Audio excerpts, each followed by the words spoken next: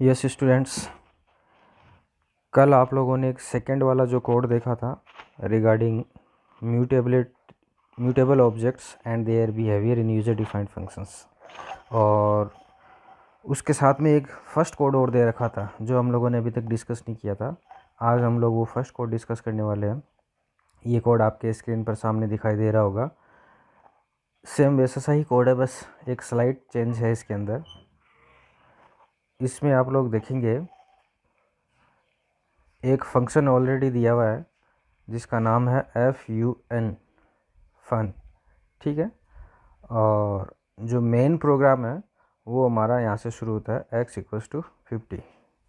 ये वाली लाइन आप देखिए, x = 50, यहाँ से हमारा मेन प्रोग्राम स्टार्ट होता है। उसके बाद ये सारा का सारा सीक्वेंस ऑर्डर में चलेगा, ठीक है। तो हम लोग इसको रन करके देखते हैं और चेक करते हैं how it is different from our second program. It is first program, we are already seen second program, ठीक है। दोनों में कंपैरिजन करना है। जो मैंने बताया कि दोनों में एक चेंज है खाली, वो चेंज कौन सा है? ये वाला B0 = 10, ठीक है। यहाँ पर जो दिया गया है B0 = 10, ये वाला एक चेंज है। कल वाले प्रोग्राम में आप लोगों ने देखा था कि B then some list values, ठीक है। तो कल वाले प्रोग्राम में लिस्ट का रीअसाइनमेंट हो रहा था, और आज वाले इस प्रोग्राम में लिस्ट में एक पर्टिकुलर एलिमेंट की वैल्यू का रीअसाइनमेंट हो रहा है। मतलब जो लिस्ट है उसका यहाँ पर कोई रीअसाइनमेंट नहीं हो रहा है। जो लिस्ट का जो मेमोरी था, जो उसका एड्रेस था, जो उसका रेफरेंस था, वो सेम है। हम ओरिजिनल लिस्ट का कोई भी रेफरेंस चेंज नहीं कर रहे हैं। हाँ, उसके अंदर जितने एलिमेंट्स हैं उसमें जो फर्स्ट एलिमेंट है उसको हम यहाँ पर चेंज कर रहे हैं, ठीक है। तो आइए हम देखते हैं कि ये प्रोग्राम कैसे रन होता है। सबसे पहले लाइन जो चालू होगा वो होगा x = 50, ये वाला लाइन, ठीक है। तो मैं क्या करूँगा, यहाँ पर एक वेरिएबल लूँगा x, और इसको मैंने मेमोरी दे दिया दिस इज़ 50, ठीक है। उसके बाद सेकेंड लाइन चलाइए। सेकेंड लाइन लिस्ट वाला है, ये सेकेंड लाइन चलाइए। सेकेंड लिस्ट का है तो लिस्ट y = 5, 20, 30, एक नया लिस्ट बनेगा। आप यहाँ पर भी एक मेमोरी एलोकेशन कर दो लिस्ट को, ठीक है। और इस लिस्ट में 3 वैल्यूज आ जाएंगी, 5, 20 एंड 30, ठीक है।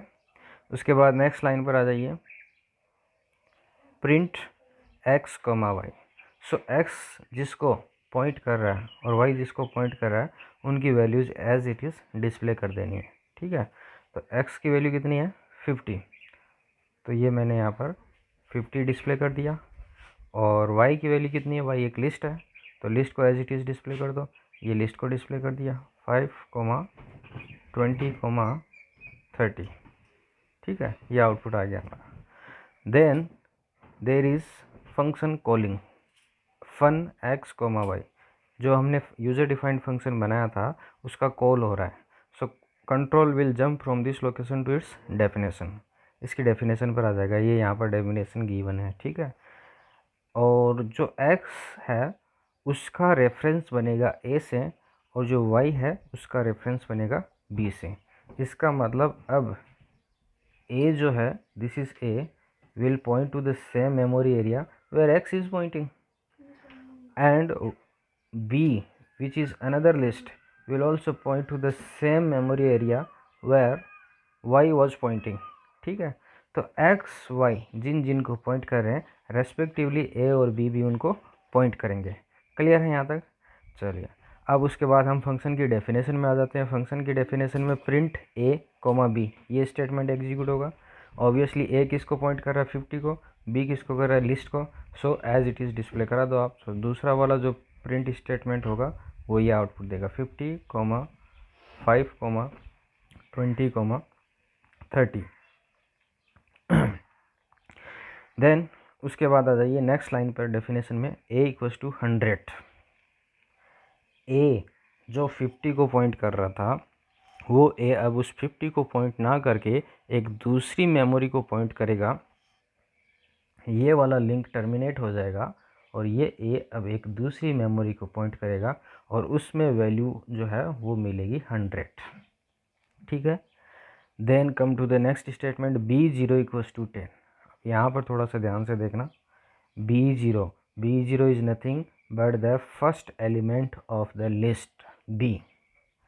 अब देखो Y जिसको पॉइंट कर रहा है वो भी एक लिस्ट है, B जिसको पॉइंट कर रहा है वो भी एक लिस्ट है। इनफैक्ट दोनों एक ही लिस्ट है, दोनों का मेमोरी एरिया एक ही है, ठीक है। और जो B0 इक्वल्स टू 10, ये जो स्टेटमेंट मैंने लिखा है, in this statement I am not changing the address of the list B, I am changing the address of first element only.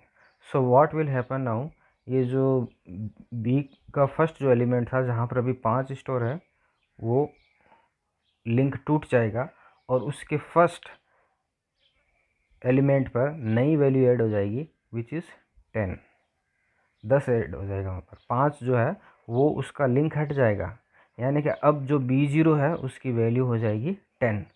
और क्योंकि ये पूरा का पूरा एरिया Y का भी था तो Y0 भी अभी 10 हो जाएगा। B0 एंड Y0 दोनों सेम मेमोरी एरिया को पॉइंट कर रहे हैं और दोनों का वैल्यू 10 मिलेगा, ठीक है।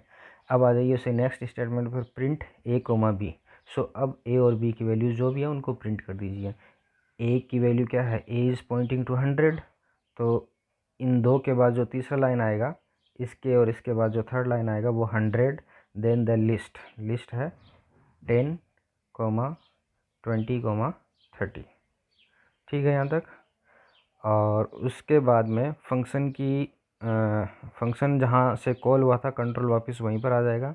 और कंट्रोल वापस आने के बाद सबसे नीचे आप मेन के अंदर देखेंगे एक और प्रिंट स्टेटमेंट है, प्रिंट x, y, ठीक है। तो x किसको पॉइंट कर रहा है, x is pointing to 50, x तो अभी 50 को ही पॉइंट कर रहा है, a में चेंजेस हुआ था खाली।